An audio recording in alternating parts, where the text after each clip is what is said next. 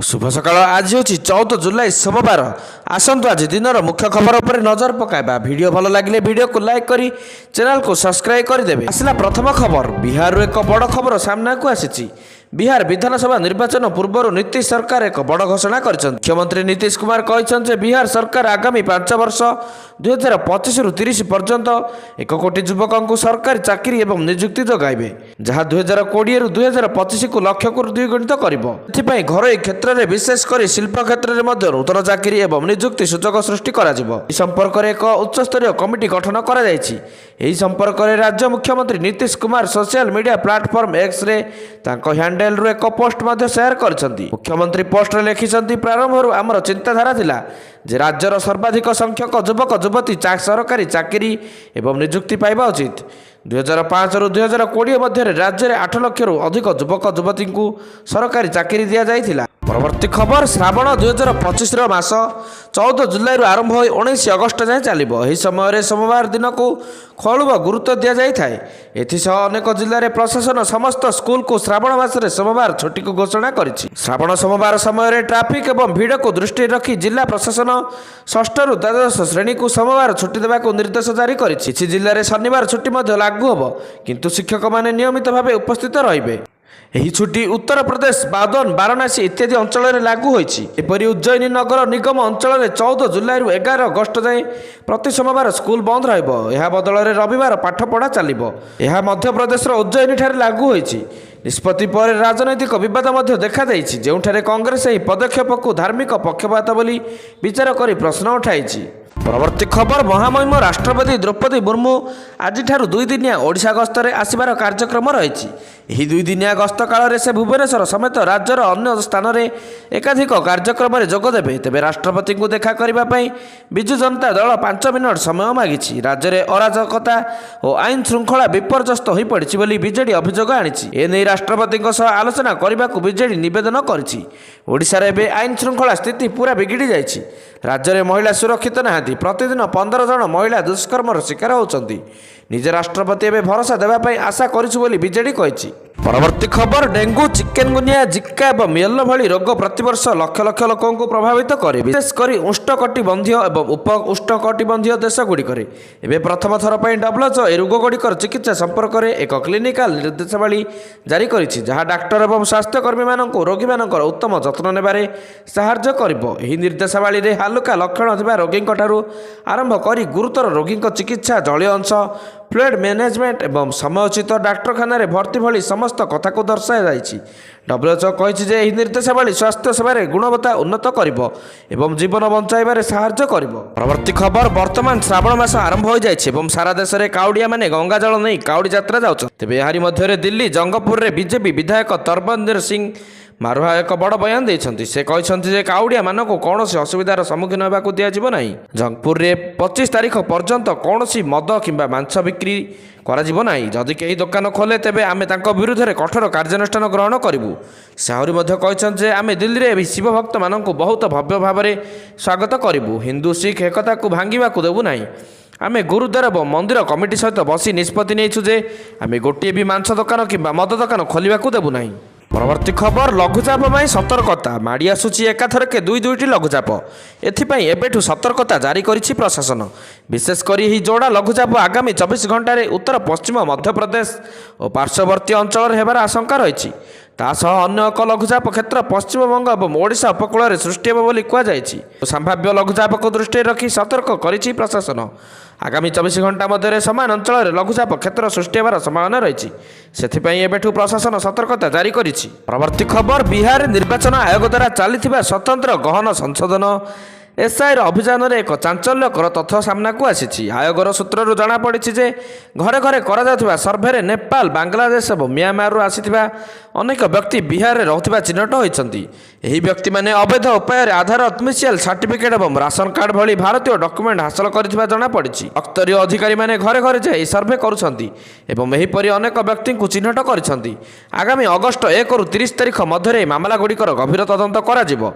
जदि अभियोग प्रमाणित हुए तेबे व्यक्ति नाम भोटर तालिकार बाद दिज्व बोली सूत्रु जमापड़ी। ଏହି ଘଟଣା ବିହାରରେ ଆଗାମୀ ବିଧାନସଭା ନିର୍ବାଚନ ପୂର୍ବରୁ ଭୋଟର ତାଲିକା ସଂଶୋଧନକୁ ନେଇ ଚାଲିଥିବା ତୀବ୍ର ବିତର୍କକୁ ଆହୁରି ଉତ୍ତେଜିତ କରିପାରେ।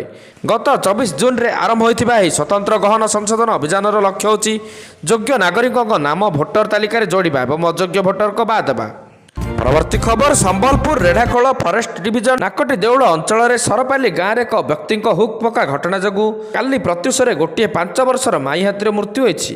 ଏହି ଘଟଣାରେ ମୁଖ୍ୟମନ୍ତ୍ରୀ ମୋହନ ମାଝୀ ଗଭୀର ଦୁଃଖ ପ୍ରକାଶ କରିବା ସହ ଏହି ଘଟଣାର ସମ୍ପୃକ୍ତ କୌଣସି ବ୍ୟକ୍ତିଙ୍କୁ ଛଡ଼ାଯିବ ନାହିଁ ଓ କଠୋର ଦଣ୍ଡ ବିଧାନ କରାଯିବ ବୋଲି କହିଛନ୍ତି। ମୁଖ୍ୟମନ୍ତ୍ରୀଙ୍କ ନିର୍ଦ୍ଦେଶରେ ଏ ଘଟଣାର ତଦନ୍ତ ପାଇଁ ଚିଫ୍ କନଭର୍ସନ୍ ଫରେଷ୍ଟର ମନୋଜ ନାୟରଙ୍କ ନେତୃତ୍ୱରେ ଏକ ଟିମ୍ ଭୁବନେଶ୍ୱରରୁ ନାକଟି ଦେଉଳ ଅଭିମୁଖେ ଗସ୍ତ କରିଛନ୍ତି। ଏହି ଘଟଣାରେ ସମ୍ପୃକ୍ତ ଅଞ୍ଚଳର ଉଚ୍ଚପଦସ୍ଥ ବନ ବିଭାଗ ଅଧିକାରୀ ଓ ବିଦ୍ୟୁତ୍ ବିଭାଗ ଅଧିକାରୀମାନେ ଘଟଣାସ୍ଥଳକୁ ଯାଇ ଅନୁସନ୍ଧାନ କରୁଛନ୍ତି। ପରବର୍ତ୍ତୀ ଖବର, ରାଷ୍ଟ୍ରପତି ଦ୍ରୌପଦୀ ମୁର୍ମୁ ଭାରତୀୟ ସଂସଦର ଉଚ୍ଚ ସଦନ ରାଜ୍ୟସଭା ପଦ ପାଇଁ 4 ଜଣ ବିଶିଷ୍ଟ ବ୍ୟକ୍ତିଙ୍କୁ ମନୋନୀତ କରିଛନ୍ତି। ଏହି ମନୋନୀତ ବ୍ୟକ୍ତିମାନେ ହେଉଛନ୍ତି ପ୍ରଖ୍ୟାତ ସରକାରୀ ଓକିଲ ଉଜ୍ଜଳ ଦେଓରାୟ ନିକମ ଓ କେରଳର ବରିଷ୍ଠ ସାମାଜିକ କାର୍ଯ୍ୟକର୍ତ୍ତା ତଥା ସଦାନନ୍ଦନ ମାଷ୍ଟର, ପୂର୍ବତନ ବୈଦେଶିକ ସଚିବ ହର୍ଷବର୍ଦ୍ଧନ ଶ୍ରୀଙ୍ଗଲା ଏବଂ ପ୍ରଖ୍ୟାତ ଇତିହାସକାର ଡକ୍ଟର ମୀନାକ୍ଷୀ ଜୈନ। ଏହି ନାମାଙ୍କନ ସମ୍ବନ୍ଧରେ କେନ୍ଦ୍ର ଗୃହ ମନ୍ତ୍ରାଳୟ ପକ୍ଷରୁ ଜୁଲାଇ 12ରେ ଏକ ବିଜ୍ଞପ୍ତି ଜାରି କରାଯାଇଛି। ଭାରତୀୟ ସମ୍ବିଧାନ ଅନୁଚ୍ଛେଦ 80A ଏବଂ ଅନୁଚ୍ଛେଦ 80(3) ଅନୁଯାୟୀ ରାଷ୍ଟ୍ରପତିଙ୍କୁ ସାହିତ୍ୟ, ବିଜ୍ଞାନ, କଳା ଏବଂ ସାମାଜିକ ସେବା ଆଦି କ୍ଷେତ୍ରରେ ବିଶେଷ ଜ୍ଞାନ ତଥା ଅଭିଜ୍ଞତା ଥିବା ବ୍ୟକ୍ତିଙ୍କୁ ରାଜ୍ୟସଭାକୁ ମନୋନୀତ କରିବାର କ୍ଷମତା ପ୍ରଦାନ କରାଯାଇଛି।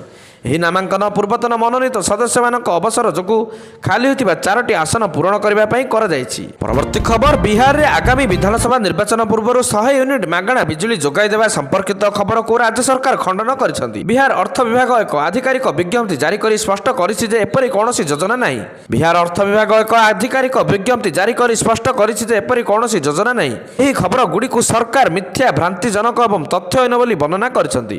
କିଛି ଗଣମାଧ୍ୟମରେ ପ୍ରଚାରିତ ହେଉଥିବା ଖବରରେ ଦାବି କରାଯାଇଥିଲା ଯେ ନୀତିଶ କୁମାରଙ୍କ ସରକାର 100 ୟୁନିଟ୍ ପର୍ଯ୍ୟନ୍ତ ମାଗଣା ବିଜୁଳି ଯୋଗାଇ ଦେବାକୁ ଯାଉଛନ୍ତି। ମଧ୍ୟ କୁହାଯାଇଥିଲା ଯେ ଏହି ଯୋଜନାକୁ ଅର୍ଥ ବିଭାଗ ଅନୁମୋଦନ କରିଛି ଏବଂ ଏହା ଶୀଘ୍ର କ୍ୟାବିନେଟ୍ ମଞ୍ଜୁରୀ ପାଇବ। କିନ୍ତୁ ଅର୍ଥ ବିଭାଗ ଏହି ଦାବିକୁ ସମ୍ପୂର୍ଣ୍ଣ ରୂପେ ଖାରଜ କରି କହିଛି ଯେ ଏପରି କୌଣସି ପ୍ରସ୍ତାବ ଉପରେ ଅନୁମୋଦନ ଦିଆଯାଇ ନାହିଁ କିମ୍ବା ଏହା ସମ୍ପର୍କରେ କୌଣସି ନିଷ୍ପତ୍ତି ନିଆଯାଇ ନାହିଁ। ପରବର୍ତ୍ତୀ ଖବର, ତେଲୁଗୁ ସିନେମା ଜଗତରେ ନିଜର ଅନନ୍ୟ ଅଭିନୟ ପାଇଁ ପ୍ରସିଦ୍ଧ ଏବଂ ପୂର୍ବତନ ବିଜେପି ବିଧାୟକ କୋଟା ଶ୍ରୀନିବାସ ରାଓଙ୍କ 83 ବର୍ଷ ବୟସରେ ଦେହାନ୍ତ ହୋଇଛି। ରବିବାର ଜୁଲାଇ 13 ତାରିଖରେ ସକାଳେ ହାଇଦ୍ରାବାଦର ଫିଲ୍ମ ନଗର ସ୍ଥିତ ନିଜ ବାସଭବନରେ ସେ ଶେଷ ନିଶ୍ୱାସ ତ୍ୟାଗ କରିଥିଲେ। ଗତ କିଛି ଦିନ ଧରି ସେ ବୟସଜନିତ ରୋଗରେ ପୀଡ଼ିତ ଥିଲେ। ଚଳଚ୍ଚିତ୍ର ଓ ରାଜନୀତିରେ ଅବଦାନ 1942 ମସିହା ଜୁଲାଇ 10 ତାରିଖରେ ଆନ୍ଧ୍ରପ୍ରଦେଶର କ୍ରିଷ୍ଟା ଜିଲ୍ଲାର କଙ୍କିପୁଡ଼ର ଜନ୍ମଗ୍ରହଣ କରିଥିବା କୋଟା ଶ୍ରୀନିବାସ ରାଓ 1978ରେ ତେଲୁଗୁ ଚଳଚ୍ଚିତ୍ର ପ୍ରାଣମ ଖରିଦୁରେ ଅଭିନୟ ଜୀବନ ଆରମ୍ଭ କରିଥିଲେ। ପରବର୍ତ୍ତୀ ଖବର, ରାଷ୍ଟ୍ରପତି ଦ୍ରୌପଦୀ ମୁର୍ମୁ ରାଜ୍ୟସଭା ପାଇଁ 4 ଜଣ ସଦସ୍ୟଙ୍କୁ ମନୋନୀତ କରିଛନ୍ତି। ଏଥିରେ ମହାରାଷ୍ଟ୍ରର ପୂର୍ବତନ ସରକାରୀ ଓକିଲ ଏବଂ ଲୋକସଭା ନିର୍ବାଚନରେ ବିଜେପି ପ୍ରାର୍ଥୀ ଉଜ୍ଜଳ ନିକମ ମଧ୍ୟ ସାମିଲ ଅଛନ୍ତି। ନିକମ 26/11 ମୁମ୍ବାଇ ଆକ୍ରମଣ ସମେତ ଅନେକ ହାଇ ପ୍ରୋଫାଇଲ୍ ମାମଲାରେ ସରକାରୀ ଓକିଲ ରହିସାରିଛନ୍ତି। ଉଜ୍ଜଳ ନିକମଙ୍କ ବ୍ୟତୀତ କେରଳର ବରିଷ୍ଠ ସମାଜସେବୀ ଏବଂ ଶିକ୍ଷାବିତ୍ ଶ୍ରୀ ସଦାନନ୍ଦନ ମାଷ୍ଟର, ଭାରତର ପୂର୍ବତନ ବୈଦେଶିକ ସଚିବ ହର୍ଷବର୍ଦ୍ଧନ ଶ୍ରୀଙ୍ଗଲା ଏବଂ ଐତିହାସିକ ଏବଂ ଶିକ୍ଷାବିତ୍ ମୀନାକ୍ଷୀ ଜୈନଙ୍କୁ ମଧ୍ୟ ରାଜ୍ୟସଭା ସାଂସଦ ଭାବରେ ମନୋନୀତ କରାଯାଇଛି। ରାଜ୍ୟସଭା ସାଂସଦ ପାଇଁ ମନୋନୀତ ହେବା ପରେ ଉଜ୍ଜଳ ନିକମ ଗଣମାଧ୍ୟମ ସହିତ କଥାବାର୍ତ୍ତା ସମୟରେ କହିଥିଲେ ଯେ ସେ ଶନିବାର ପ୍ରଧାନମନ୍ତ୍ରୀ ମୋଦିଙ୍କ ଫୋନ୍ ପାଇଥିଲେ। ଏହି ଫୋନ୍ ବାର୍ତ୍ତାଳାପ ସମୟରେ ପ୍ରଧାନମନ୍ତ୍ରୀ ମୋଦି ଉଜ୍ଜଳ ନିକମଙ୍କୁ ରାଜ୍ୟସଭା ସଦସ୍ୟ ହେବାକୁ କହିଥିଲେ। ଏହି ଆଲୋଚନା ସମୟରେ ହିନ୍ଦୀ ମରାଠୀ ଭାଷା ବିବାଦ ମଧ୍ୟରେ ପ୍ରଧାନମନ୍ତ୍ରୀ ମୋଦି ଏକ ବଡ଼ ବାର୍ତ୍ତା ଦେଇଥିଲେ। ଉଜ୍ଜଳ ହିନ୍ଦୀରେ କହିକି ବି ମରାଠୀରେ, ତାପରେ ପ୍ରଧାନମନ୍ତ୍ରୀ ମୋଦି ମରାଠୀରେ ନିକମଙ୍କ ସହ କଥା ହୋଇଥିଲେ। ଏହି ଆଲୋଚନା ସମୟରେ ପ୍ରଧାନମନ୍ତ୍ରୀ ମୋଦି ଭାଷା ବିବାଦ ମଧ୍ୟରେ ଏହି ବାର୍ତ୍ତା ଦେବାକୁ ଚେଷ୍ଟା କରିଥିଲେ।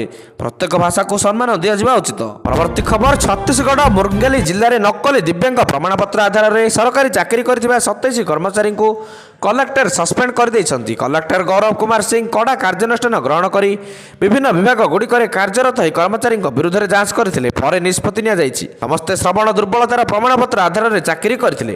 ବହିଷ୍କାର ହୋଇଥିବା କର୍ମଚାରୀଙ୍କ ମଧ୍ୟରେ ଶିକ୍ଷା ବିଭାଗର 12 ଜଣ କର୍ମଚାରୀ ଅନ୍ତର୍ଭୁକ୍ତ। ପରବର୍ତ୍ତୀ ଖବର, ଉତ୍ତରାଖଣ୍ଡରେ ପବିତ୍ର ଶ୍ରାବଣ ମାସରେ ଚାଲିଥିବା କନ୍ୱାର ଯାତ୍ରା ମଧ୍ୟରେ ରାଜ୍ୟ ସରକାର ଏକ ବଡ଼ ପଦକ୍ଷେପ ନେଇ ଅପରେସନ୍ କାଲନେମି ଆରମ୍ଭ କରିଛନ୍ତି। ଏହି ସ୍ୱତନ୍ତ୍ର ଅଭିଯାନରେ ଉଦ୍ଦେଶ୍ୟ ହେଉଛି ସେହି ଲୋକମାନଙ୍କୁ ଚିହ୍ନଟ କରିବା ଏବଂ ସେମାନଙ୍କ ବିରୁଦ୍ଧରେ କାର୍ଯ୍ୟାନୁଷ୍ଠାନ ଗ୍ରହଣ କରି ଯେଉଁମାନଙ୍କୁ ନିଜକୁ ସନ୍ଥ ବୋଲି କହି ସାଧାରଣ ଲୋକଙ୍କୁ ଠକୁଛନ୍ତି। କନ୍ୱାର ଯାତ୍ରା ସମୟରେ ନକଲି ସନ୍ଥଙ୍କ ବିରୁଦ୍ଧରେ କାର୍ଯ୍ୟାନୁଷ୍ଠାନ ଗ୍ରହଣ କରି ଉତ୍ତରାଖଣ୍ଡ ପୋଲିସ ଡେରାଡୁନ୍, ହରିଦ୍ୱାର ଏବଂ ଉଧମ ସିଂହ ନଗର ଜିଲ୍ଲାରୁ 127 ଜଣଙ୍କୁ ଗିରଫ କରିଛି। ସେମାନେ ସମସ୍ତେ ସନ୍ଥଙ୍କ ବେଶରେ ଲୋକଙ୍କୁ ଠକୁଥିଲେ। ପରବର୍ତ୍ତୀ ଖବର, ବାଲେଶ୍ୱର FM କଲେଜ ଛାତ୍ରୀ ଆତ୍ମହତ୍ୟା ଉଦ୍ୟମ ଘଟଣା। ଭୁବନେଶ୍ୱର ଏମ୍ସରେ ପହଞ୍ଚିଲେ ସ୍ୱାସ୍ଥ୍ୟମନ୍ତ୍ରୀ ମୁକେଶ ମହାଲିକ।